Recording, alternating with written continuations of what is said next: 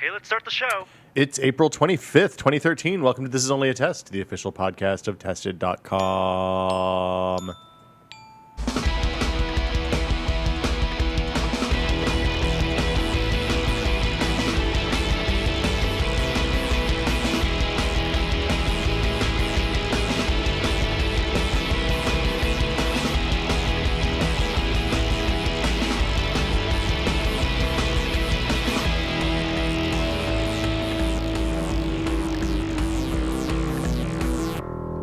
I'm Will Smith. Norman Chan, how are you doing today? Doing right.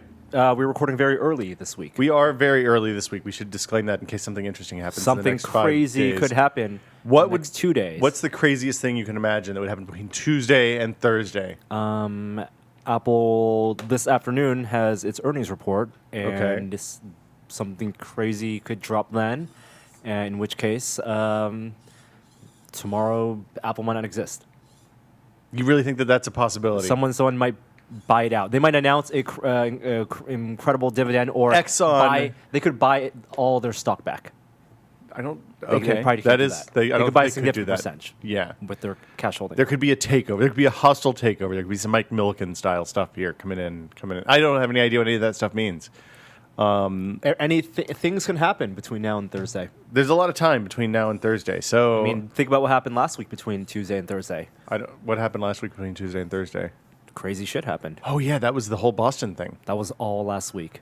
Wow, that seems like a really long time ago. That happened now. in the span of 6 days. From the bombing on Monday, which I realized after we finished the show last week, we didn't talk about it at all. We did not. To the capture on Friday. Yeah, the 20 days. hour. That last day was like an episode of 24, but real, because it started at like 6 o'clock our time. Mm-hmm. It can be a show called 6 Days. It could be a show called 6 Days. It's like Homeland. And on the 7th day, they rest. Well, I think they probably all did rest, except for the lawyers. Then the business started for real for them, and then FBI and all then that. you have the spinoff. Anyway, yeah, defended. the Boston situation last week was unfortunate, and we're glad that it's at least it seems like. But I'm glad that people were on top of it. Allegedly, the people involved. Oh yes, have been Everyone's identified very and careful. captured. It's all alleged and suspects and Except for Reddit. Reddit's like, it's this fucking guy right here, and then boom. It turns out maybe not so much. Apologies were made. And also, CISPA happened last week. We talked about CISPA some. It passed the House. It passed the Senate. Obama's said, hold on. Did it pass the Senate? No, just the House. it has not passed the Senate yet. Obama is threatening to veto in its current form. So my hunch is that we'll see. I don't think that either side of the Congress can bypass a veto right now. Who do you think did the best coverage of the events of last week? The local news stations. Channel 5 and 7 out of Boston by far. Were they one of them the NBC affiliate? It was CBS and ABC, I think. Okay. I watched the ones that the Boston guys were tweeting. So when Eric Pope and John Drake and those guys were tweeting about the people doing the best coverage, I just clicked on. Did those you see streams. the blog from that kid who I'm not sure, maybe not a kid, but the guy who was living who saw the entire shootout and posted the pictures from his phone? Yes. The video and of the gunshot reports and stuff like that, or the other one? No, just from. So this This guy is the lives in Watertown a one. three-story house with housemates, and he heard gunshots happening, so he ran to his room on the 3rd floor. Why would you not run toward the gunshots? Well, of course you want to run away from the gunshots, away. But then he could not help himself, and found a position where he could look out the window. Yeah. And started taking pictures with his iPhone, and he has many pictures which he has annotated and put online of the gunfight happening. So he's just holding like his camera up, tapping the button as fast as he can. You think? I don't know. I think if he's going to want to see what's going on, if he's going to put himself in a position where he wants to observe a firefight, he's going to want to see it with his own eyes. But he had an interesting vantage point where basically the fight was happening right outside his window, and he could see the two guys shooting at the cops, the two cars they were using, running back to the cars, grabbing supplies, and then throwing their IED in the middle of the street and the huge smoke, and then he actually saw the second suspect drive toward the cops and over the first one. And over the first guy, wow. And he said after it all ended and they were doing the evacuations and the house search, he and his housemates walked around, and in his housemate's room, a bullet went into his room through the chair. Like his computer chair. Right at head level and into the wall behind him. Yeah. That is terrifying. Does your homeowner's insurance cover that, you think? Or is that something I don't think so. Where do you go? Is that a problem that you then have to fix yourself, I assume? Like, I got to think that the homeowner's insurance, State Farm is not going to be a good neighbor when you call them and are like, hey, the feds and some alleged terrorists, shot up my house. And I need a new computer chair and my wall. For example, his car, the windows were shot out of his car, the back window. I think that insurance is gonna help you out. I think car insurance is different because you have like collision and stuff like that. If you have collision insurance, right? I'm fairly sure that homeowners insurance will help you. So if you're in that situation and you're on that street, what's the safest place in your house? Like, you're not going to leave the house, obviously, because that could open up a whole other world of hurt. Yeah, you're not going to leave your house. I have a cast iron bathtub in my house. You make a decision, a conscious decision, whether you want to observe or not observe. Right. So if you do not observe, you want to stay safe, because there's still a chance they might come into your house. Yeah. Because if they're right outside, they can just break their window, locks kick down the don't door. matter. No, kicking no, a door in is not. easy. We should actually try that. We should try kicking in a door. Kicking down doors is not easy. I wonder if you and I could kick in a door. No, I think that neither of us could kick down a door. I think we should. Okay, it depends. This seems like content. I think that if it's a door installed in the past 5 years, and no bolts, just door. Yeah, just a knob. And let's say the knob is locked. The knob is locked. Neither of us could kick down, and let's say standard 3 hinges on the side. Yeah.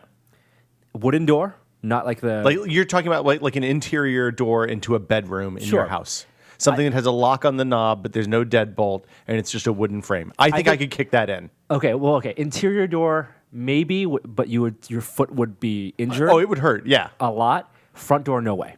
I think if you have a steel frame front door that's installed properly, it would be really hard to kick in. I think you need a battering ram. Neither of us could kick down with any amount of force a front door. If we can find a door that we can test this with, I'm prepared to do like a full flying side kick. Detroit or Baltimore, I'm sure we could just buy a house. Yeah, we could buy a house and see how long it would take to destroy a house. I am intrigued by this question. I'm pretty confident I could kick an interior door in, like a bedroom door, and probably even like a back door. Would agree with you. But I think that the way in which you kick the door down or break the door down, you would need to be thought out very carefully. I also think it's not going to be like in your head. You're thinking I'm going to kick a door in, and you're thinking you're going to look like Chuck Norris or something kind of cool, and you're not going to look cool. The 1 foot kick, brace and run toward and then kick. That is not the right way. I do not think that would work. No, it is and where you kick in the door, because you want to kick. You want to hit right at the doorknob level. You want to put full force on the weakest part of the door. No, that's not the weakest part. That's the strongest part. Well, it depends on the door. If it's a wooden door, no. If you kick this is the most inane conversation we've ever had. The bottom, top of the door, the torque from that door, the bottom part will put more force on the center where the hinge. You where think the that lock if the is. door is elastic enough to push out, it depends on whether you're talking about a wooden door or a metal door. A metal door or won't bend. Many people have fiberglass, right? And fiberglass you'll probably just go through, and not actual wooden doors, because wooden doors are expensive. Right, or if you have like the wood panel doors that are basically veneer, you're going to go straight through that. Yeah, we should absolutely. We can build some fake doors. The problem is, can we build a wall to support it? Where can we do that? You would also need a wall. You need a pretty good sized wall. Going back though to what you would do if you wanted to stay safe. Yeah. Bathtub, relatively safe. Like if you have a cast iron bathtub, super safe. Bullets may ricochet into that, but they're not going to penetrate. Also, bathtubs are many layers. There are potentially closets and bedrooms between the outside. Well, so Gene and I talked about this because it was a conversation topic in the house. Because we live in the burbs. In the burbs, yep.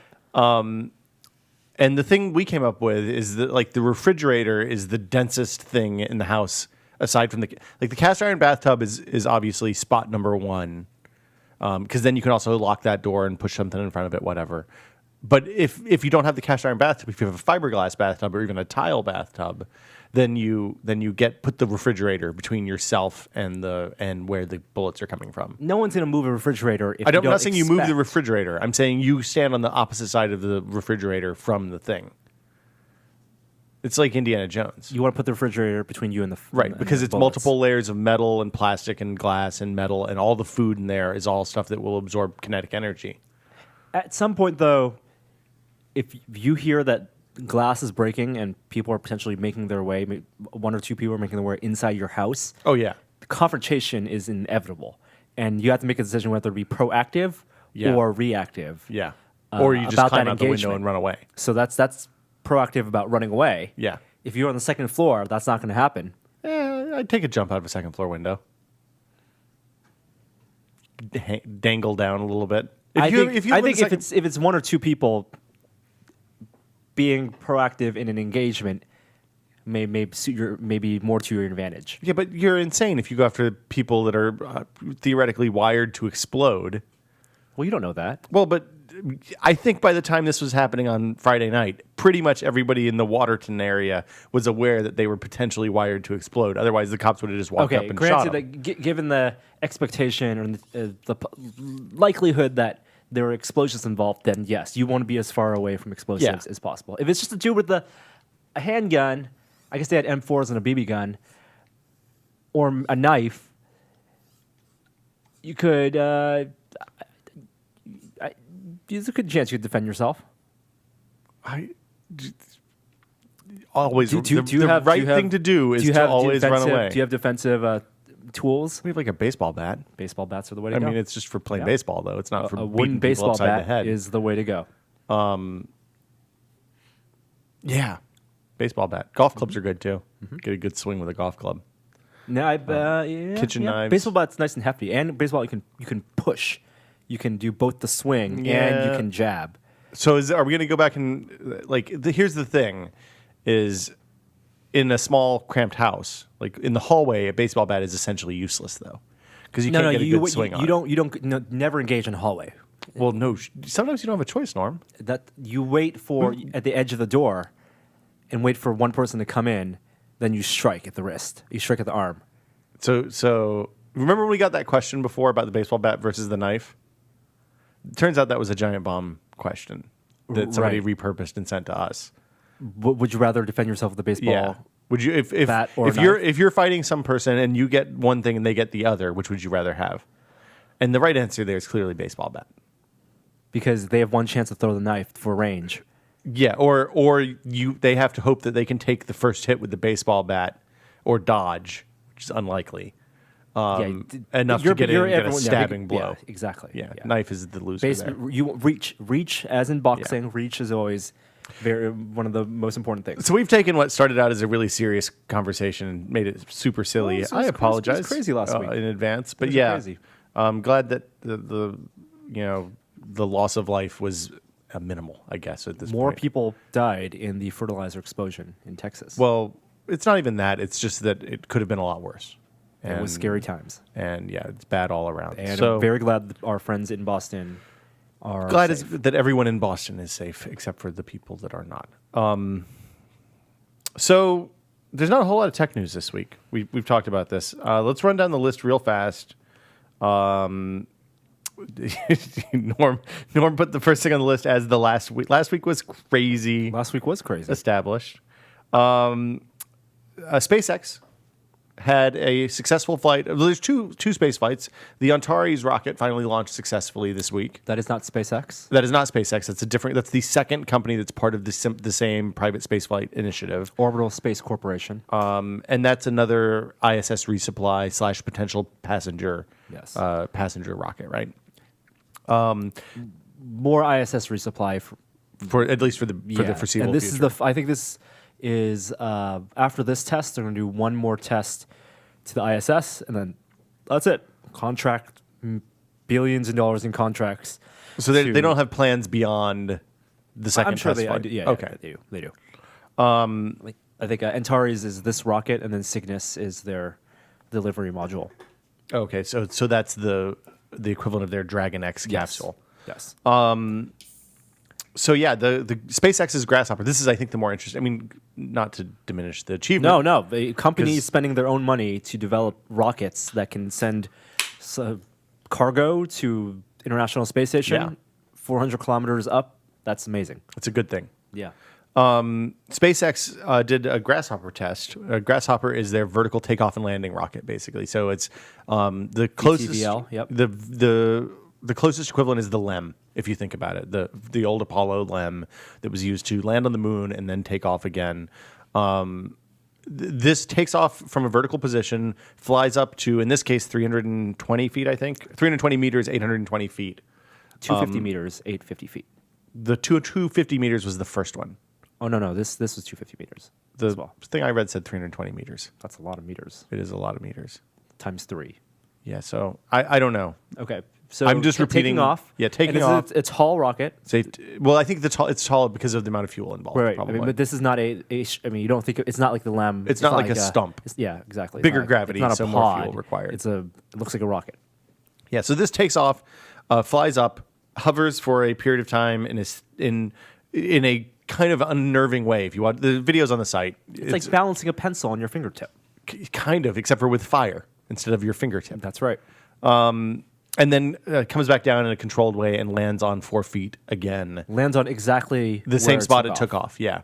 It looks like magic. It looks like a trick. The other neat part about this is that the way SpaceX captured the footage for it is they used not a quadricopter, an hexacopter, six helicopter fins in a quadricopter type. It's like a quadricopter with 6 instead of 4 fans. Really neat. Everybody should watch the video. That's all there is. Really the big deal with Grasshopper is that right now the Falcon rockets, which is what carries the Dragon capsule up, they do not land by themselves. They splash down. They splash down and they are recovered. And NASA, I think, has spent about $390 million developing Falcon and Dragon with SpaceX. But every time, SpaceX has launched, I think so far, a test run and a real, so two that went Dragon to ISS, but one was capsules to the ISS. But each of those Dragon capsules is a new Dragon capsule. NASA is very risk averse and will not allow SpaceX to reuse their Dragon capsules or Falcon rockets for each mission. But what that also means is that SpaceX is stockpiling many Dragon capsules, which Elon Musk has said there's no reason they aren't reusable. They are perfectly reusable from all their stress testing, all the sensors data says that these are perfectly viable. The modules, at least, they have those used stockpiles that they can reuse in the future. So when those Dragon capsules come down, are the cargo ones that they're using right now, are they bringing them in a way that mimics G-forces that humans can survive? Like, are they using those return missions as tests to see? I don't know. For I don't know about that. stuff? That sounds like a smart thing to do. They're carrying cargo back. Yeah, but I don't know if they're using that also as a test of. Because you're right. The plan is to use Dragon capsules to carry human beings instead of, or in addition to Soyuz, which is which is how we're getting people to and from the station now. An interesting other note about that Antares capsule is that the PhoneSat guys, the guys who make microsatellites out of Android using Android hardware, had, I think, 2 or 3 satellites on. So the Antares rocket deployed things, yes. Objects into orbit. Yes. So in addition to it being a test of sending if you're going to test it, you might as well. You might as well deploy some cargo to low Earth orbit. Good news, everyone. And by good news, I mean really bad news. Futurama's been canceled again. It's now been canceled more than anything that hasn't appeared on the CW. I maybe watched 4 episodes when it was on Comedy Central and then stopped watching it. The new ones, it's one of those things that's on TiVo, and if I see new episodes that I haven't seen yet pop up, then I watch them pretty much every time. But some of them are better. Some of them are good. Some are better than others. It's one of those. Futurama is one of those shows that I think could have really benefited from like an HBO type schedule, where instead of doing 26 episodes a year, they did 13. So that then instead of having half that are pretty good and a quarter that are awesome and a quarter that are merely okay. Well, they do two halves of 13. They do 2 halves of 13, but I think, it's still a 26 episode run for the year. So we have the original 3 years, and then we have the 4 movies that were chopped into 3 episodes each, which was weird. Those were bad. Those I didn't think. One that was good. The Beast with a Billion Backs. I don't even know the one with the fry, the alternate fry. Oh, I don't remember. He was old again. It might have been the last one. Oh, anyway, I thought that the second I guess that makes it the 6th season and the 7th season. I thought they were pretty good. I enjoyed what I've watched. The finale is Fry and Leela's wedding. That's what Variety reported. Netflix has more subscribers than HBO. Netflix took a huge stock jump yesterday with their first quarter earnings. They said at the end of 2012, I believe it was around either 20 or 27 million subscribers, but just like 2 million shy of HBO. And after their earnings report yesterday, they now have more than that number. Super CEO Reed Hastings reported. Super CEO Reed Hastings posted on Facebook. But the more interesting thing is the original programming. So they launched their third original program. Their third. So it's House of Cards. House of Cards. There was the comedy thing that I never watched. I never watched it. And then they have this new one, Hemlock Grove, which is the Eli Roth produced horror series, which has been getting terrible reviews, but it's horror. But more people have watched it than watched House of Cards at this point in its life. Huh. A few days. So its strategy is working. But the bigger indicator of their strategy working is that Reed Hastings said that of the people who signed up for Netflix for a trial account in their first quarter, which are millions or hundreds of thousands, it must be, as a trial account. Can't be millions. Only 8,000 of those people signed up, watched House of Cards, and then stopped paying. Well, I mean, at some point, the inertia of canceling a $7.99 a month subscription that's what they're banking is on. harder than that's the whole premise of the original programming. They're going to get hundreds of thousands of people to pay, $8, try it for a month, and then they continue to pay $8. Think about that. If it's 100,000 new subscribers every quarter for every new show they have, times potentially $80 a year in fees after the free month. Yeah, that pays for those shows. Just on new subs. Just on new subs. Yeah. I started watching House of Cards. It's worth watching. It is. You should watch House of Cards. I have watched House of Cards. No, I know. I'm saying to the people at home. I know you've watched House of Cards. It's pretty well established. Did you watch any of Amazon's original? They rolled out a bunch of original programming last week too. All their pilots were online. Yeah. So they. So is this like a watch the pilot and then kind of like you guys decide whether or not it gets made as a series, or is it? I don't know if those pilots they've already made a choice or which ones picked up. It just seems like they produced the pilots, they paid for them, might as well. Yeah, put them out there and then see if people like them and comment on them. But the one they already have committed to series is Zombieland, which I think we talked about last week. We talked about it last week. And it was terrible. It looked terrible. Did you watch the pilot? No.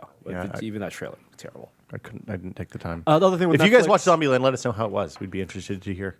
Other thing with Netflix is that they also announced that they're doing family accounts now. Profiles are still coming. Well, so they did family accounts for a while with the disc-based subs. Because for a while you could split up like a 3-disc sub between 2 discs to one person and 1 disc to another person, which was great because that meant I had a queue and Gina had a queue, and everybody was happy. Yeah, I mean it's I think College Humor was one of those comedy sites did a funny video about Netflix subscriptions and HBO subscriptions. Everyone shares their password. There's basically like one HBO Go account going around between 30 people, and everyone's using that and watching Game of Thrones at different times. And it's similar with Netflix, and they're okay with that. Families share Netflix accounts, but right now you're limited to 2 streams at once. That used to be the number of discs you had in the plan, and they've changed that, I think. And now there's a new plan. And you pay $3 more, so or $4 more, instead of paying $8, you pay $12, and you get 4 streams at once. So I got to think that they're going to do more stuff like that to kind of increase the profit per user. Oh yeah, because right now your $8 covers 5 people potentially. Yeah. I mean, 5 people 2 at a time watching. Yeah. but one household, and they can make more money from that. I'd be like another thing I'd be happy to pay for is the ability to cache stuff on an app. Like if I'm getting ready to get on an airplane and want to grab, say, 2 episodes of House of Cards to watch on the airplane, then there's no way for me to do that right now, and I'd happily pay an upsell charge for that. And I think that would be based on episodes or time allotted. Yeah. So like 2 30-minute episodes, or I mean, if it's 99 movie. cents per or something like that, I'd even be okay with that. Whatever. I mean, figure out a way to make it happen. Galaxy S4 is shipping today. Do you mean today, or when the podcast airs? Today. 23rd. Tuesday. Originally, it was going to be the 30th, but AT&T sent out notice, so people should be getting their Galaxy S4s maybe by the time you're listening to this. Ooh. We don't have a Galaxy S4. We do not have one coming. We probably should get one when I think about it. I would rather have that money spent on an HTC One than a Galaxy S4. You think the One is the phone to beat this generation? I think the One, based on what I've read and based on my assessment of the features, the One is the more interesting phone. I like the design on the One much better than of the Galaxy S4, for whatever it's worth. If you went and bought a Galaxy S4, let us know what you think about it. 1 year free crash plan backup for, I don't know what this is. So a lot of people don't back up their data. You should back up your data. You should back up your data. But as Leo Laporte likes to say, what you think is a backup is probably not a backup. Backup does not mean putting your data in a separate drive or even on a server. Backup denotes redundancy. So it needs to exist in multiple places for it to be truly backed up. So in order to do a real backup, you need to swap out the drives occasionally, have some that are off-site and have some that are on-site, or upload it to the internet. Because or whatever. if you just move your data to a separate hard drive or burn it, some people still burn them on DVDs. That's crazy. Or put it on a terabyte drive or something, or external hard drive, and that's where your photos live. That's not backing up. That's just moving your photos off your main computer and then putting it on. Well, if you can have them on the main computer and on the external drive, that counts as a backup. Having it in multiple places is what denotes a backup. Yeah. And then there are a lot of services that I haven't used, but people have spoken well of, that let you back up online. Subscription services. For example? Carbonite, I think, is the most well-known one. Okay.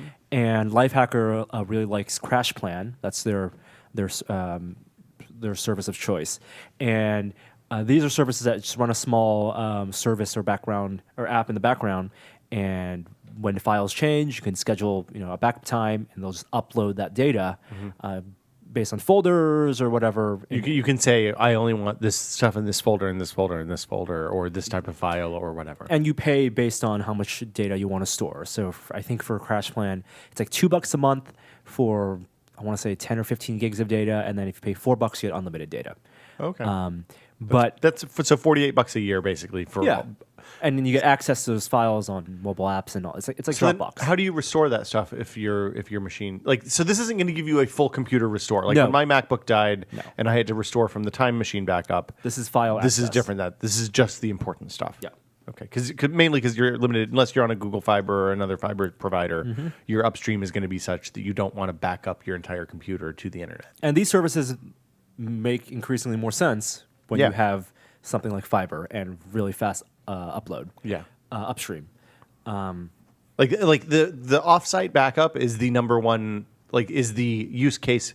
People always say, well, I don't know what I would do with 750 megabits of upstream.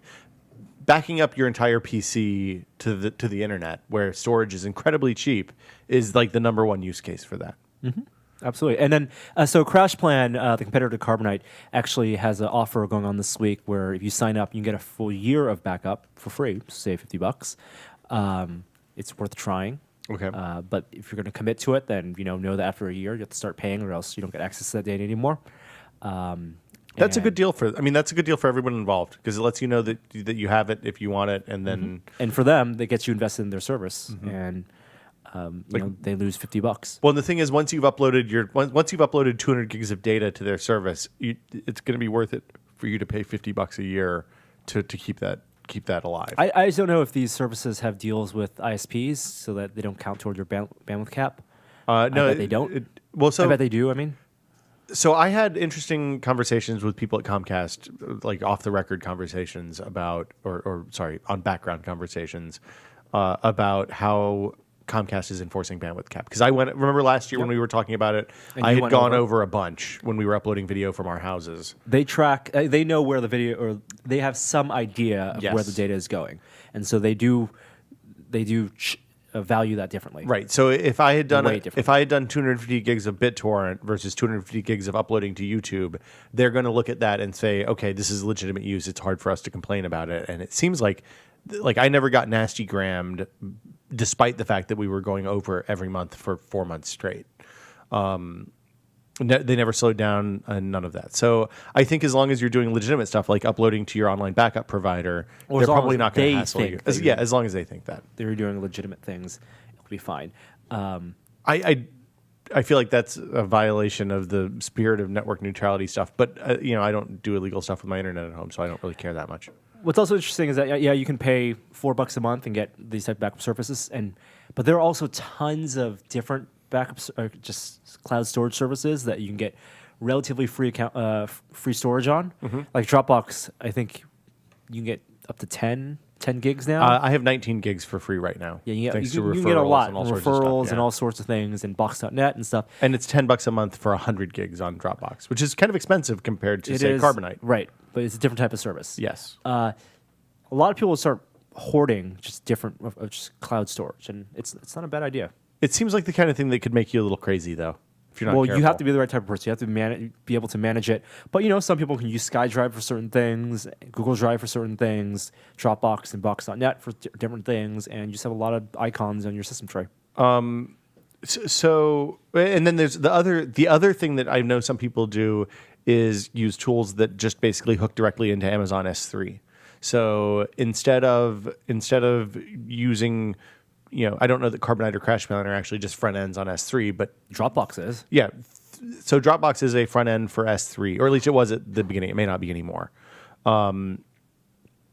You can actually just download a tool that lets you run an S3, run a program on your machine that will just back up your stuff directly to S3. It cuts out the middleman. It's probably I think S3 charges based on the amount of data you transfer, not based on storage or it's literally based on bandwidth through the router rather than space on the drive, which is harder to understand.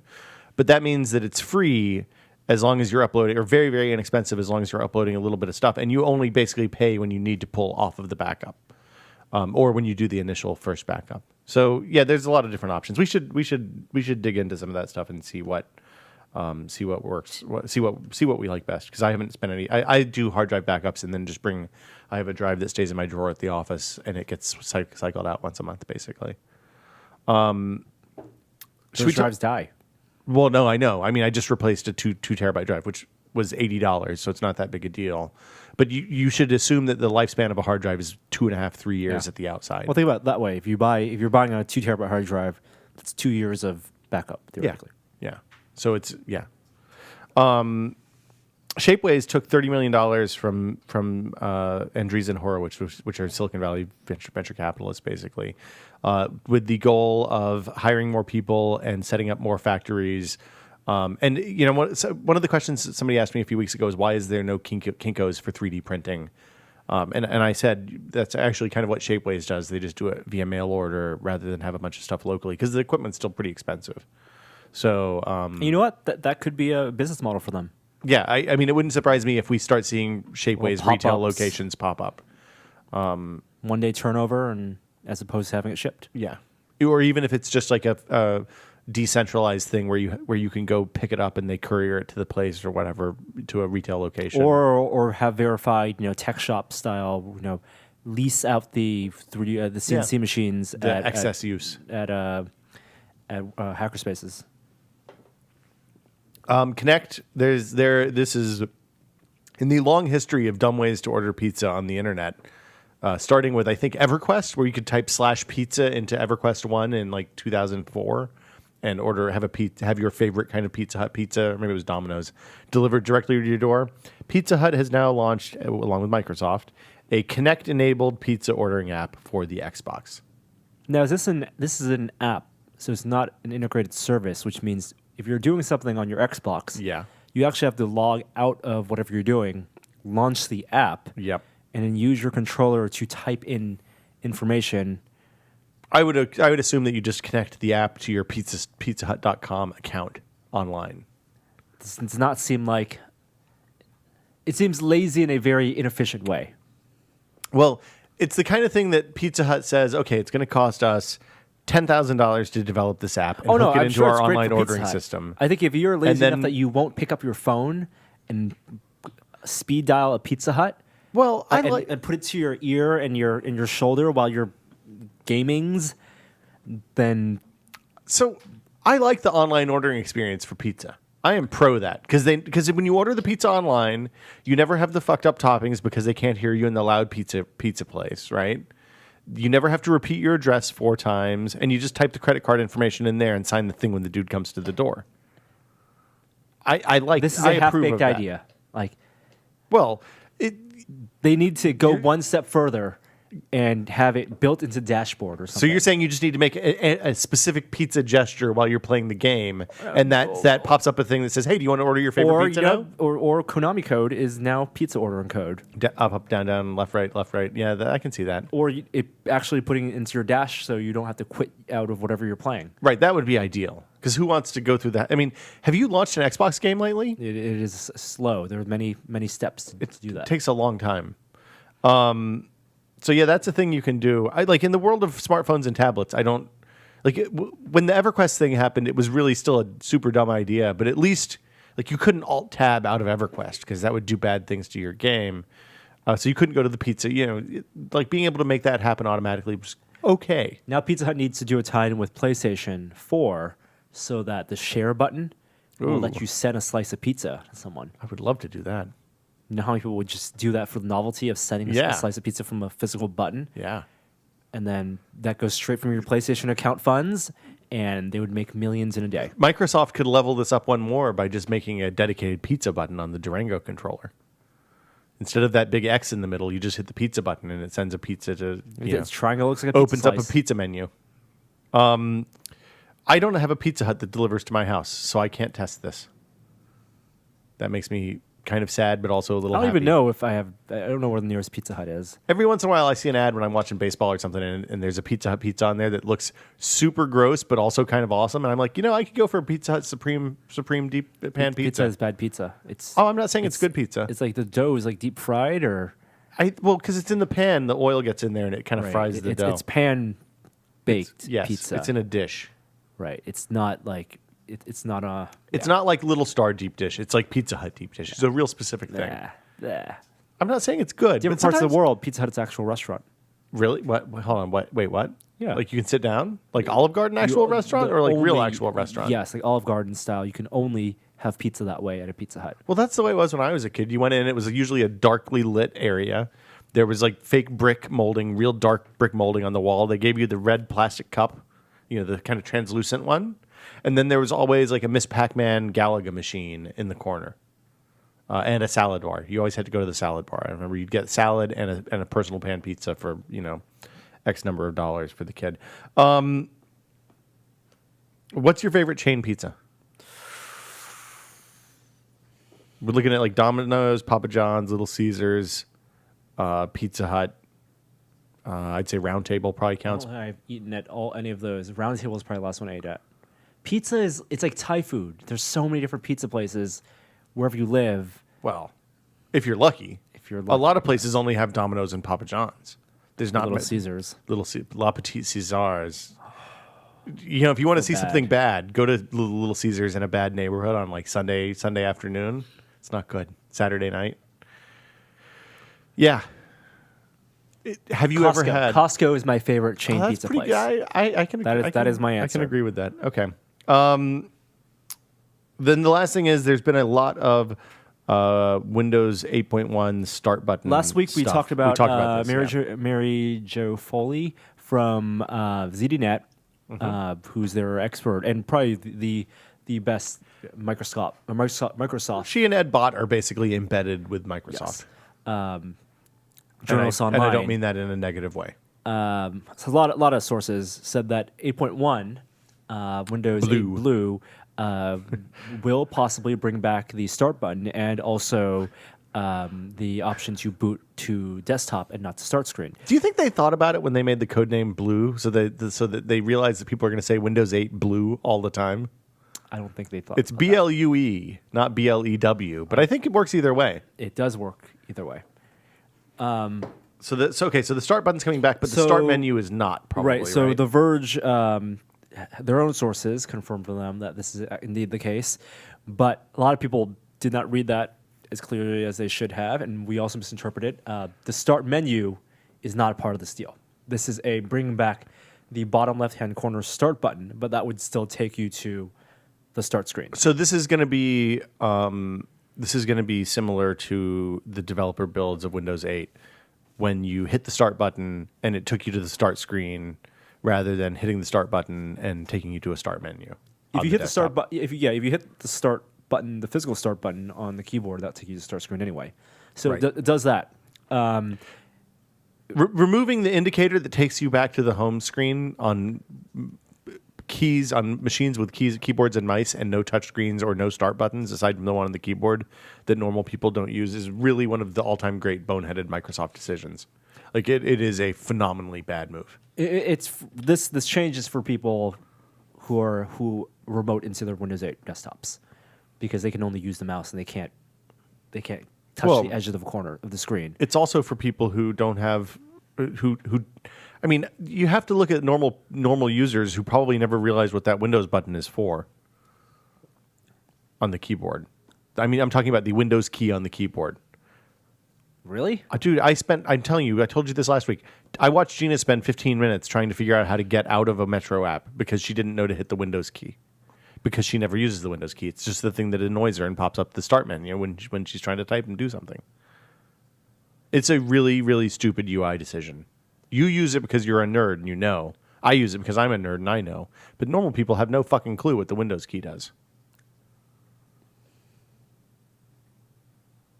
I gotta think about that. Okay. Just I'm incredulous that people from 95 to 7 have not associated that key to some action on the screen. All right. Yeah. Do you want to anything else you want to add, or you want to roll into what we've been testing? Let's roll.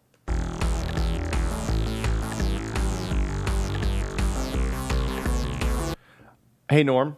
Hey, Will. I have a robot turret in front of me. I see that. I built that last week. It looks like Wall-E, except a cyborg. It has a laser on it. It's over on the. I don't think I can hit the camera with it, but I can try. It is from Troyson Robotics. I'll see if I can put a link in the show notes. Looks like you have two axes of movement. I have a pan and a tilt. You have a turn and a tilt. Turn and tilt. Pan. No, panning. Panning would be translation. Panning. Really? This is panning. I thought strafing was side to side and tilt was up and down. That's no. When you turn your head, you are turning. Can we get a ruling from Joey on this? When you're turning your head, is that panning or is that rotation? I think it's both. I think panning implies rotation. I don't think it matters for the sake. It was sold as a pan tilt motor mount. Okay, but it is two axes along. So you have one motor that rotates. Yes. And other motor that tilts up and down. Tilts up and down, but you do not have head tilt left and right. I do not have tilt to the side. Yes, that is correct. So I think I need to get stronger motors for it, or maybe build a gearing system. There's definitely a little bit of a delay. Yeah, and it's a little bit of a wobble. But the plan is progressing nicely, and it's controlled with a Wiimote controller right now. The thumbsticks. So you can use the thumbstick. You can also use the gestures. That's interesting. The gestures kind of suck. It's much easier with the thumbstick. And you can turn the laser on. Looks like it has personality. Yeah, it's a fun little toy. If someone punched that, you would feel real sad because not just because you built it, but because it's a robot. No, I'm saying that there was recently an MRI test that showed that humans have natural empathy for robots. Well. And they use the dinosaur. What was it called? The Pleo robot, and showed video of it. I mean, the Pleo was not modified to do anything it didn't do already, but if you watch Pleo get strangled, you will feel sad. I can see that. Pleo is very lifelike and human. There's one in Adam's office. I never actually. Do you guys got one at PC Gamer? But I don't know if you were around then. Yeah, right? it's not that great. It's not a good toy. No. Next issue app, Norm. I don't know if I've talked about this before, but I like reading magazines. Okay. I like reading a lot of magazines, but I only subscribe to a few. What of are your them. favorite magazines? The ones I read Like every issue. every month. Yes. I read Wired and GQ. Okay. Are the ones I read every month. They're both Condé Nast magazines. Yes. Are you angling for a job or something? No, I like their publications. It's a quality book. And I like that movie. The September issue, and there was also HBO. The documentary September issue is great. And it's like the real world version of The Devil Wears Prada. Yes. I read magazines. I also have, when you have a subscription to something like Wired, you also get the digital edition. Yes. So you have the app, and it will give you a pop-up notification. You can download the entire issue, and you can read it, and it's great. I also, since reading magazines way back when, I keep all my magazines.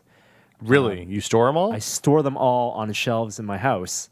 How long have you been doing this? For years. I have all my years and years. Okay. I stopped doing it with Entertainment Weeklies because they have no spine. Right, and they get pretty beat up so in they the don't course stack. of reading. Yeah. So like things like Economist, Entertainment Weekly, Time Magazine, those go away. Weeklies, basically.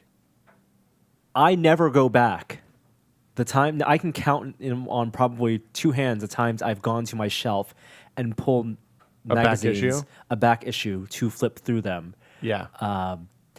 When we cleaned out the house, I went through all my old magazines because I had done that for a long time. But it's a very fulfilling and nostalgic exercise, and when you do that, it feels great, and you could spend a whole day flipping through old magazines.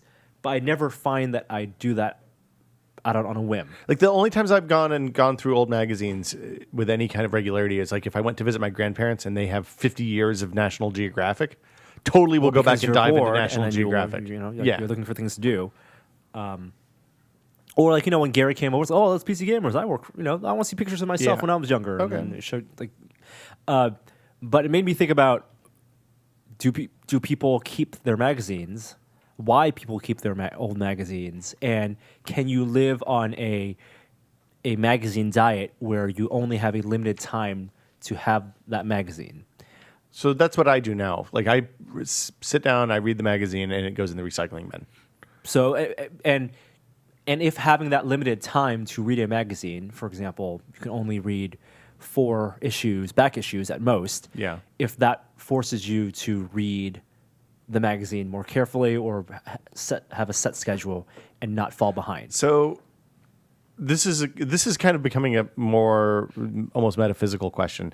I realized a couple of years ago that I was trying to read I was trying to be a completionist on the things that I was reading, whether it's magazines, websites, comics, whatever. And I realized that it was making me a little bit crazy because I'd either reached too far. So you gave up. I didn't give up. I changed my outlook. I changed my approach. That's it. Well, no, because the thing I realized is I was getting a big long queue of things to read that I was never going to get through. And most of the shit that I had in that queue was probably stagnating because I didn't really care that much about it. I wanted to care about it more than I actually cared about it. You can cherry pick the things you care about. That's what I did. So okay. I've stopped reading every article on the 5 or 6 websites that I read religiously and just kind of skim through. And if I read it at the time, then that's great. But if I save it, I send it to Instapaper. And then if it doesn't get read in Instapaper in a few days, it's fine. It'll work itself out. I find value in reading everything when it comes out and having the exact context of that in my head. Okay. What's the value? The context, the value. Okay. The context is definitely the value. So the idea of this next issue is it's a service that's been out for a year, but the idea it's a bunch of publishers, Hearst, Condé Nast, and a bunch of things. Big New York publishers. That all come together and have shipped in on the service where you can pay, I think it's like a Spotify style rate, $10, $15 a month, and you get access to like 50 different types of magazines, very popular ones. So Sports Illustrated, you get all the I have Is all it this here. everything from the list of from the publishers that are a part of the team? I assume. Yeah. Yes, and then some are premium ones. So I think if you want, there's a 2 tiers of service. You pay the higher one, which I think is $5 more.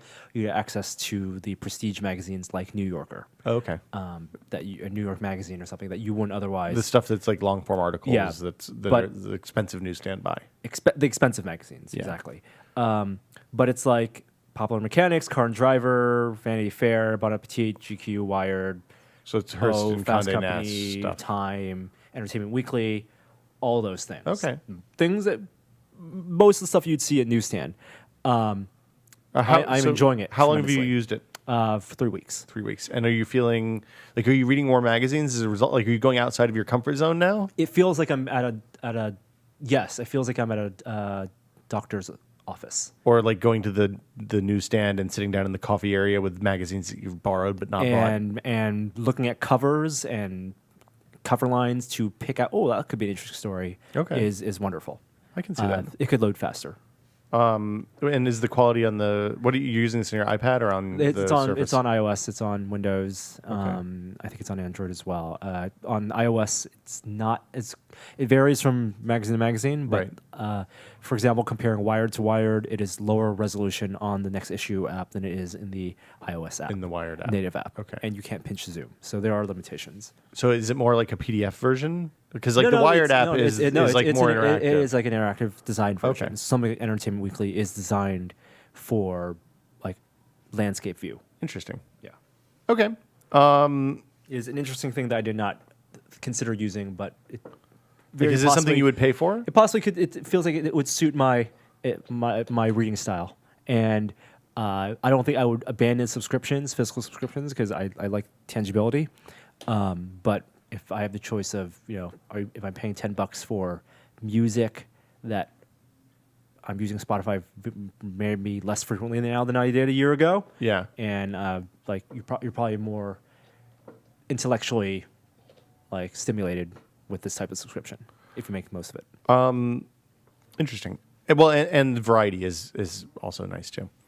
I've been looking at energy use in the home again. So we did this a while ago where we got the energy meters and walked around to see what was using the most electricity. But we recently got a smart meter from PG&E, which is the one that basically gives them a minute by minute or hour by hour meter of usage in your home, and we've had that for about a year now. So I logged into the PG&E account, went back in time to see like how our usage patterns went, and compared it to my calendar to see when we were in town, when we were out of town, what was using a lot of electricity, and found some interesting things.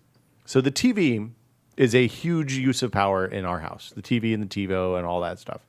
When the TV is on all day, for example, when I went and looked at a rainy... When the TV is on all day. Well, no. Like, I went and looked at some of the rainy days this winter before the baby was born, but when basically we were trapped in the house and it was cold out and it was rainy and you didn't want to leave the house, you just sat around and watched movies all day.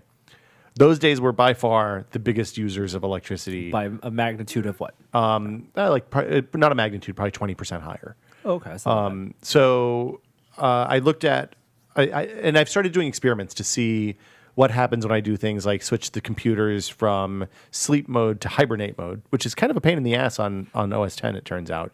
Like, there's no manual switch to allow it to go to hibernate versus sleep. Well, you have OS. One main computer, one desktop computer. I have a big-ass desktop computer. We have the old iMac that Gina uses. Right, but those are the big...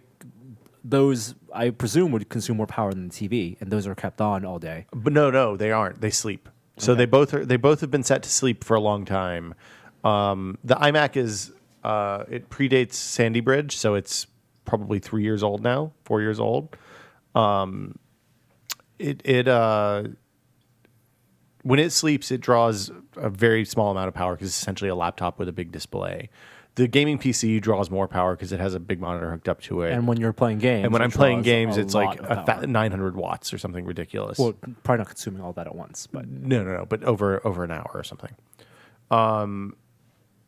it's been really interesting. Like things that I thought would be so turning everything off and getting it all down. Like the interesting experiment on this is to turn everything in the house off except for like the refrigerator and the clocks and the lights that you use. That power stacks up. Well, we've switched all the lights to CFLs or LEDs, which helped a ton. On like that dropped us from way over the average to just most of the time over the average.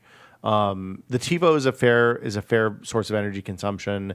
Leaving the TV on is a complete disaster because it's a big 58-inch plasma. That's pretty big. It's pretty big, which draws a fair amount of power compared to say a 40-inch LED or even like my 30-inch monitor on my desktop. And so now the game is to see what we can turn off when to kind of min-max power usage. And I found it really interesting. I was surprised that there weren't better apps with the smart meters to kind of like let you know where you're at or when you're at a specific time. Although there are APIs for that stuff. You can look at the smart meter and it'll tell you exact wattage draw at any moment. Yeah, but that's pretty much it. They also put the smart meter on for gas for us in January, so we can see our gas usage. And that's interesting too for cooking because I don't know it's heat is the big use. Heat and water heater. Yeah, seems like in my house. Because you have a new house, so it's insulated properly and has good windows. Right, we don't turn on the heat because we just use computers for heat. Yeah, but we have 1, 2, 3, 4, potentially 5 desktops going on at once. Jesus, and our electricity / gas bill spiked to $400 in January. In January, and after instituting a policy of everyone must turn off their computers during the day. Yeah. $200 off. Yeah. So turn off your computers. Yeah. I mean, it turns out not that big of a deal.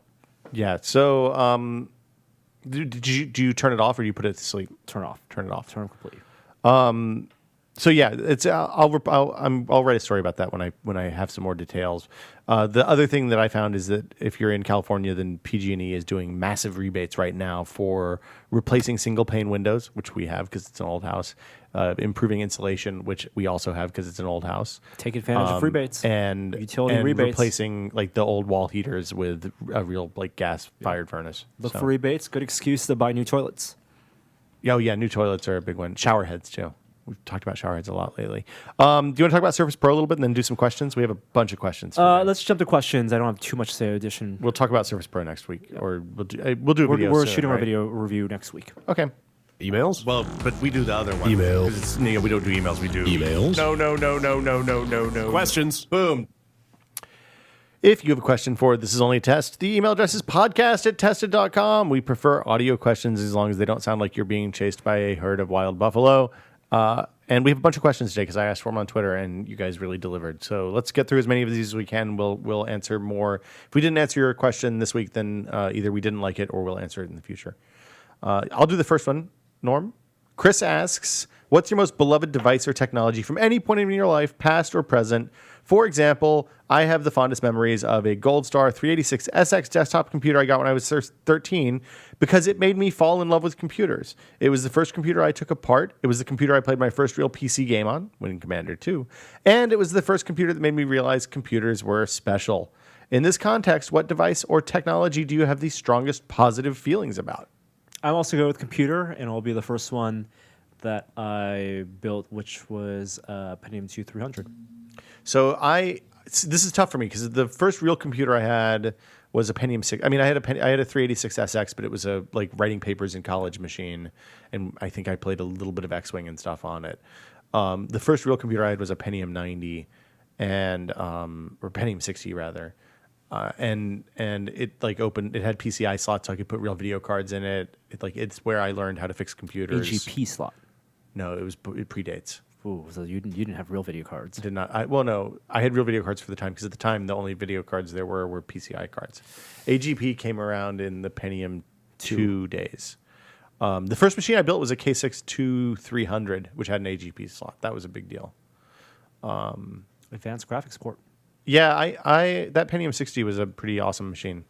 The second thing is I also spent a lot of my own money to buy a PDA Casio PA E150 machine? Windows. A They were Power not PC, Windows CE. wasn't it? No, they were the mobile PC. Windows Mobile. No. Before that. Pocket Windows PC. Pocket Sorry, PC. Pocket That's it. PC. I carried a Palm 3 when I was, or Palm 5 rather, when I was working at my first job out of college. And having that in high school was the shit. Wow, you went to a completely different kind of high school than I did. I had a lot of love for the old Windows Mobile smartphones, like the big AT&T Singular. It was an HTC phone, we know now, but it was the 8125 was an awesome That phone. one came out 6 months before the iPhone 1? No. It was a year and a half. I had it for a long time before the Oh, you're doing the iPhone one came out. before that one. Yeah, the 5.5 one, not the 6.5 one. Michael asks, pretty silly but inevitable, if not Pizza Hut, what type of food ordering service would you want on your Xbox or other gaming devices? Hold on, I'm going to answer this for you. You want the tandoori chicken pizza from the place by your house? I would No? no, because think about this. If you are playing a game and you are lazy enough to want to order food while playing the game, Yeah. you want the type of food that would not get in the way of playing the game, i.e., get your controllers dirty. So you want like a Bagel Bites button? Is that what you're suggesting? That's pretty good. I don't know any place that delivers bagel bites. What if it's just like a robot that makes Bagel Bites for you? I would go with smoothie. So you can just lean over with the straw. Smoothie. Yep. Do you need a long straw for that? Or you want a normal sized straw? Or you know what? Tapioca. A strawberry Like a banana. boba? Strawberry banana smoothie tapioca With the big balls. with the taro balls. With whatever the root balls are, the tapioca balls. Brent, I'll let you answer. Yeah, the no, question. go for it. Brent asks, "How did you hook?" Oh, well, this is a. Do we want to answer this one? We should have screened these better. Well, I put it there and said, hey, you should look at these and see if there's anything you don't want to answer. I'm So going to there you quickly go. read. Okay, Go to the Jacob next one. asks, "I'm about to move desks where I work, and I've requested a standing desk. I know you mentioned having a bar to step on, but is there anything else that is useful to have for a better transition?" I don't think he interpreted that properly. The bar is something you're supposed to have. You're supposed to have something to put your foot on so you can put your foot up and down. We don't have that. We've done this wrong in a couple of different We ways. did not use bars or stools or anything. Right. You're supposed to have stools so you can do partial sitting, partial standing. You're supposed to have something to put your foot up on. We went straight to a bar mat, Yeah. which is fine, and we recommend shoeless. You recommend shoeless. Well, Joey and I both take off our shoes, Mr. Rogers style, and use our stocks on the bar mat. I'm not wearing socks today. So shoes are preferred. I've essentially bailed on the standing desk since the appendix. Yes, you incident. have been sitting there. I've been sitting at this table for the past 2 months. The lack of a chair, like the not having a chair. What I realized was happening was because I didn't have any place to rest my arm when I was using the mouse.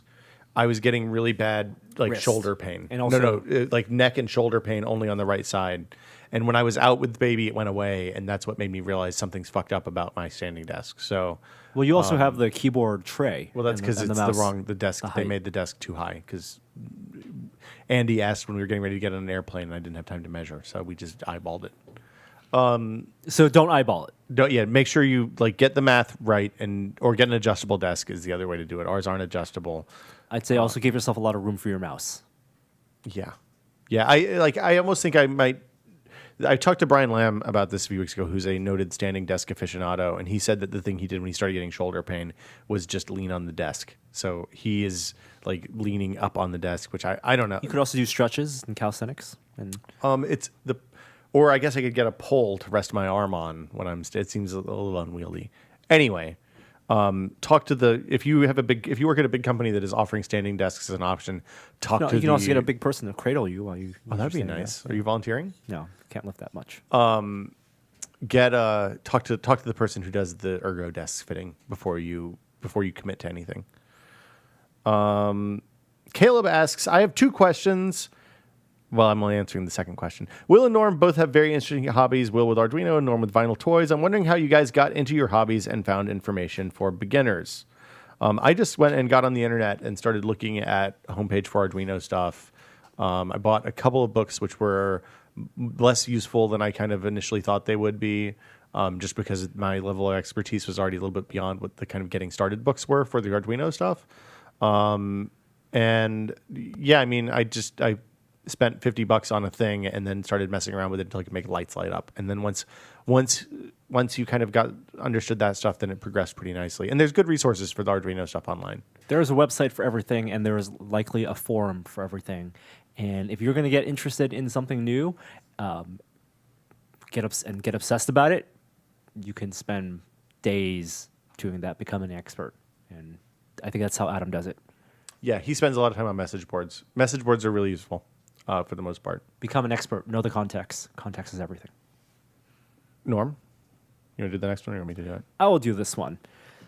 Rafael asks, have you guys ever checked out any of the demos that are made on the so-called quote-unquote demo scene? Quotes I added. Some of these things are amazing, especially the 4 and 64 kilobyte demos. So this is the demo scene that Jeremy introduced me to. Jeremy actually made a documentary, shot a documentary about the demo scene. Really? When he did his production company before he came back to work at Future. But yes, this is mostly based in Europe. There is a scene, when I say scene, there's a community of people who love coding, and they code graphic demos, which can be effects, audio, text. Procedurally, like a lot of times it seems like the game is a lot of time to pack as much information as possible into a small download. And they code it in low-level code. Yeah. And then they procedurally generate the textures and the art assets and the models and all of that stuff. But the idea is that these demos are very small, which is the beauty in them, and it's all about beauty and coding. So there are competitions for these demos, demo competitions where there are different categories based on the size of the files, and so you can have a 4K demo competition. For example, that means the file that everyone submits is smaller than 4 kilobytes, which is tiny. That's like, you think about, that's like a notepad document. It's nothing. Yeah. If you think about a Word document, it's bloated because so much of that is in the headers. It's 4 kilobytes is 4,048 bytes. Letters, characters. ASCII. The equivalent of, right? Each byte is an 8-bit byte is one ASCII character. So 4,000 characters, possibly. But they code it in even lower level code, but it's compiled. 5,024. Yeah, but it is compiled. Yeah, it's not text. It's a program that is that size. It's very, very small. And the demo scenes actually were interesting because it's very processor intensive, but you can get some very, very cool animations, or even complete games in these demos. And I always thought that stuff was really cool, but I don't have the skills to participate other than as a spectator. You can download them. No, that's what I'm saying. As a spectator, there are many, many resources where you can just find some really famous ones. There are also, if you're nervous about downloading executables and running them on your computer, you can watch the videos of the demo scene loops on YouTube. That is not as cool as actually running. It is not as cool. Not but nearly it's as cool. A little less risky. John asks, what do you use as an alarm clock? Your iPhone? Some sort of iPhone dock/alarm radio hybrid? Any recommendations? I have a baby to serve as an alarm clock now. That solves that problem.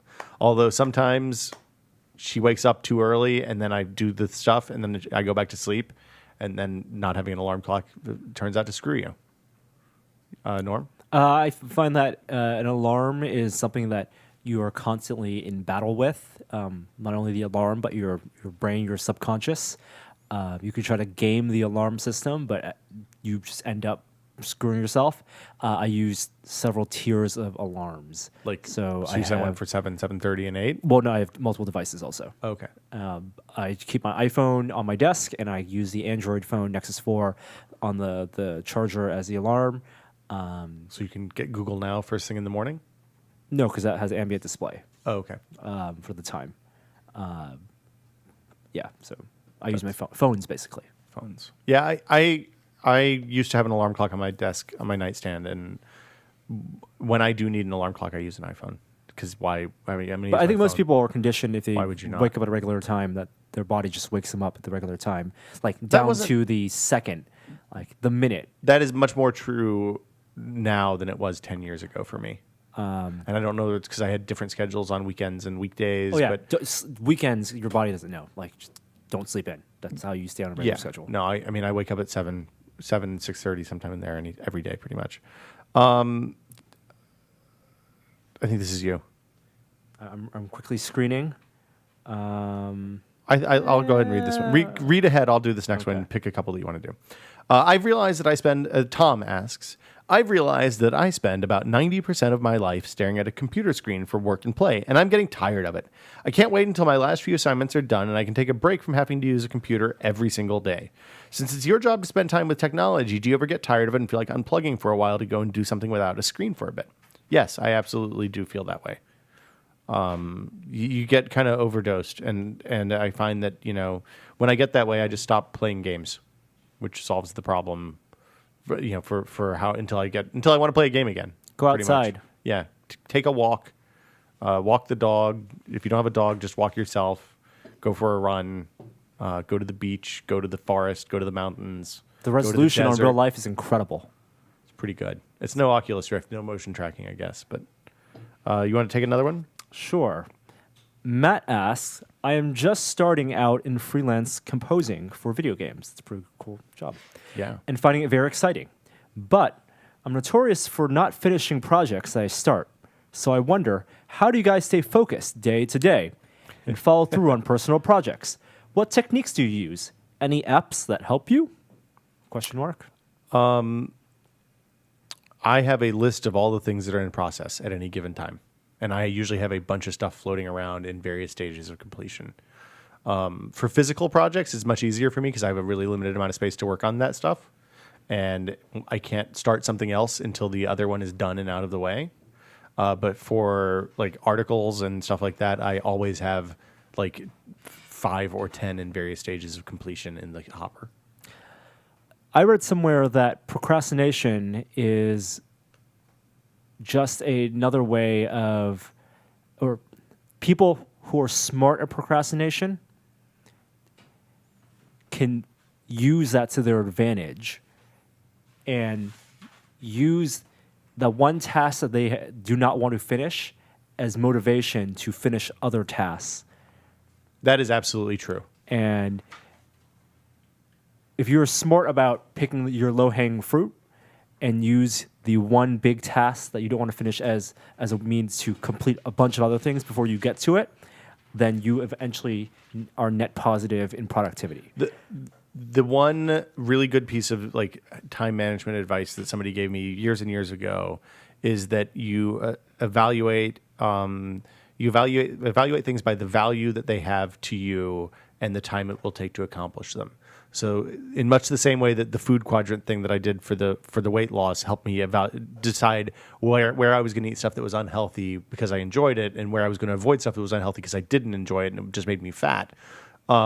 If you look at things that are high value and take a little amount of time and do those first, and then take the things that are high value and take a long amount of time, or the things that are low value and take a short period of time, and if you schedule stuff by like the amount of time it's going to take you and the relative level of value you get from it, then that is incredibly useful. You could also zip tie your hands to your keyboard. Did you ever do that? Once. Did it work? Yes. Did you play a lot of Battlefield? No. Oh, because you couldn't use the mouse. That's correct. How did you zip time to the keyboard? The cord of the keyboard.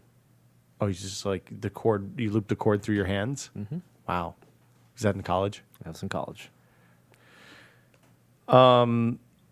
Jeff asks, I'm out of college and got my first full-time job and got that itch to ditch my old passed-down GeoPrism and get something new. Any general tips on car financing, when to buy, etc.? What were your all's first newish car purchases?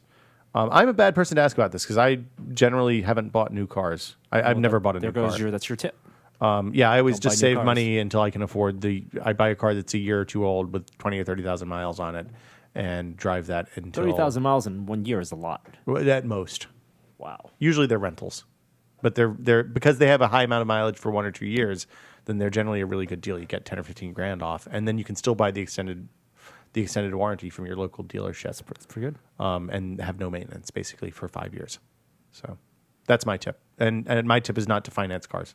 Pay cash. Save the $300 a month until you have cash to buy and just do that for the rest of your life because then you'll save a shitload of money on car financing. Do not finance and lease. Yeah. Well, leasing, some people leasing makes a lot of sense for, but generally, if you are the kind of person that leasing makes sense for, then you probably know it, and you don't need us to tell you.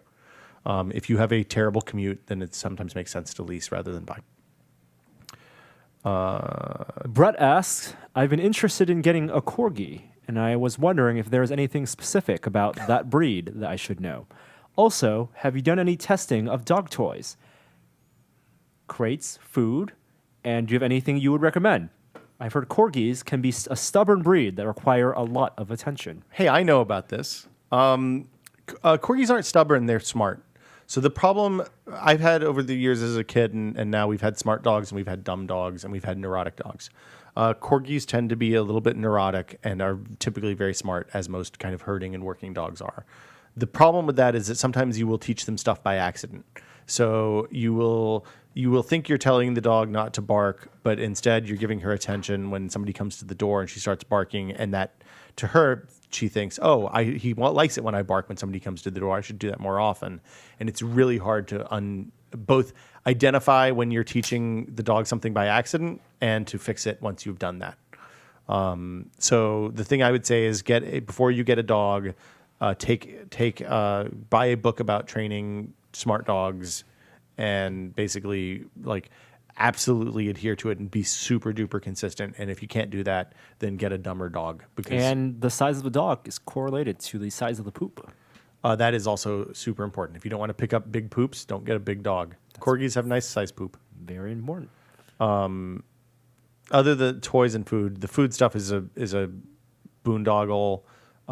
Crates are kind of all the same in my experience, and the toys vary wildly based on from dog to dog. I saw a dog toy where my corn brought his dog in, and there was a toy he had where it was like a cone that spun, and you put food in there, treats in there, yes. and the dog spins it and plays with it, and then the treats spill out. That's an amazing toy. So for some dogs, that stuff's awesome. They're totally into it and and they can manage their level of excitement. My sister's dog gets so crazy when you give him one of those toys that he basically can't do anything but work on the toy until all the treats are out, and then he becomes an absolute maniac about it. So, like I said, some dogs can handle plush toys that are like stuffed animals without destroying them. Some can't. So you have to kind of find out what your dog likes and buy the stuff that your dog likes. All right. Jeff asks, in the past, you've shared tips about only checking emails certain times a day and put thought behind other ways to reduce your media intake. Could you share your morning and evening routines? So this is when scheduling times to check email is a huge time saver. Sometimes it bites you if you have people that need immediate responses and stuff like that. For me, I get up in the morning, I look at email, I look at Twitter, both replies and the list with the people on it that I like to follow, and the main feed just to see if anything interesting is happening in the world. And then I go and hit a half dozen sites that are my daily reads just to see if there's anything cooking that I need to look at. That's pretty much it. Sometimes I look at Flipboard. I used to use Reader a little bit more. That's it. What about you, Norm? Email nonstop. From the moment my eyes open, my email queue, usually I wake up with 30 emails. That needs to go down to 0. And then I go to my computer. Then I go brush my teeth. And I don't get to brush my teeth until the morning ritual is done.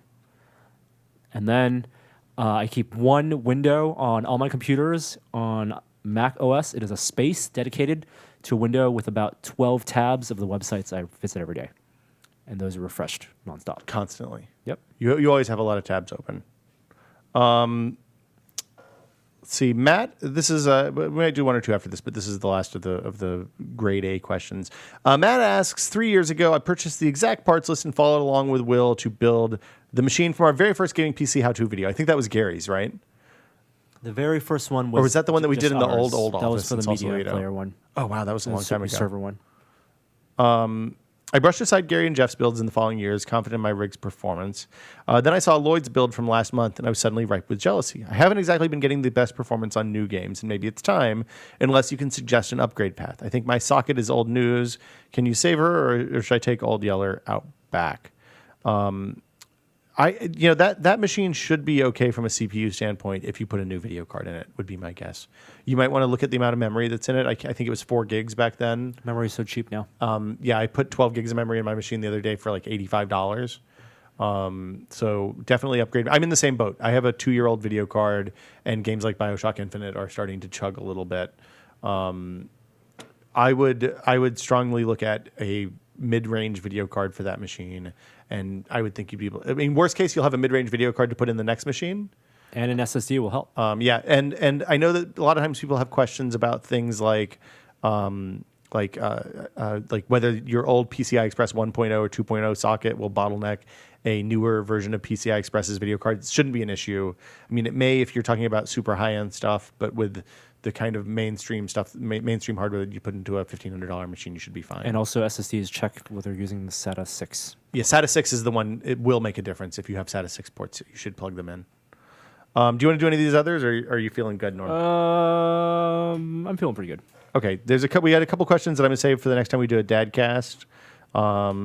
Actually, let's do the Ruben question real quick. Ruben says, I have a music collection I was hoping it was actually about a Ruben. I wish I had a Ruben. Of 250 gigabytes and growing, I've managed to squeeze down to the 160 gigabyte limit of my ancient iPod. But that iPod's starting to show signs of age, and I fear I will need to replace it soon. What sort of MP3 player options exist for people with large music collections?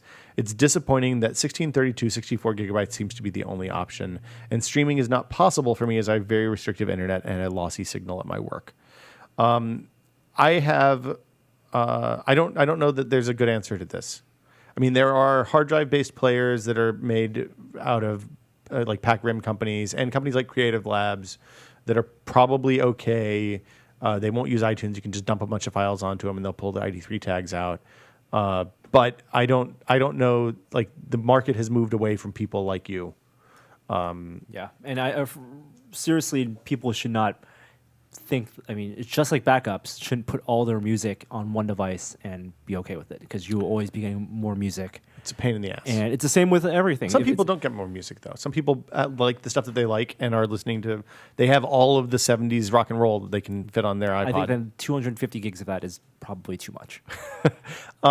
You can use, if you're using like an iPod or iPhone or iPod Touch or iPhone or iPad for music, you can do things like use iTunes Match to store all of that music online and then only pull the stuff down that you actually want to have access to at any given time, which is kind of Spotify offers a similar functionality, so you can store some music locally if you want. Rdio will do the same thing if you're willing to pay for the subscription service.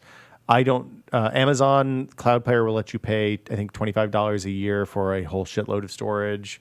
That I don't know if they let you cache that locally. I think that the Cloud Player app does, but I can't remember. And then Google has a similar service, but I don't believe that theirs allows local caching on devices. So I would say you should pare down to the stuff you actually listen to, and I mean that, or get the player, investigate the hard drive based players from not Apple. 2 final points, things that bug me about this, that's tangentially related. When people buy iPhones and iPads, they think that 16 gigs can be enough, and it was enough to start, and 32 gigs was enough to start. But people, when they moved it from device to device, they don't take things off. They just move everything on from one iPhone to another, from one iPad to another iPad. So you have 1,500 apps installed? And eventually, it's photos and video. Yeah. And 64 gigs is just not enough anymore. You have to be smarter about not using that iPad as the single repository for that data and putting it somewhere else where their storage is cheaper. Other thing is that services like Netflix and Spotify, they don't do a good job of keeping track of what content is and isn't available day to day, week to week, and stuff disappears and stuff pops back on. Or like maybe replaced by like the deluxe version of the same album. And that inconsistency is a big problem for these services. It really drives me crazy. That'll do it for us this week. We're going to be off-site Wednesday, Thursday, and Friday, so things might be a little bit slow. But we'll be around and checking in at the end of the day at least. And I guess we'll see you guys. Still Entitled is back this week. So if you missed the Adam Show, we started that again on Tuesday and should be back on a regular schedule again. We launched Questions and Answers with Jamie. So if you have questions for Jamie Heineman about anything really, go for it. The email address is podcast@tested and put questions for Jamie in the subject line. I think that's it. We'll see you guys next week. Bye. Bye. Today's outro is from... Well, I'm going to do Ventilator again. Hi there, I didn't see you. Tested.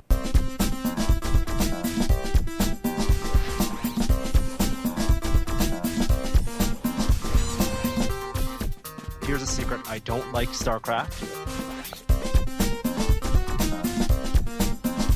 It keeps coming up, so it must be true, Norm.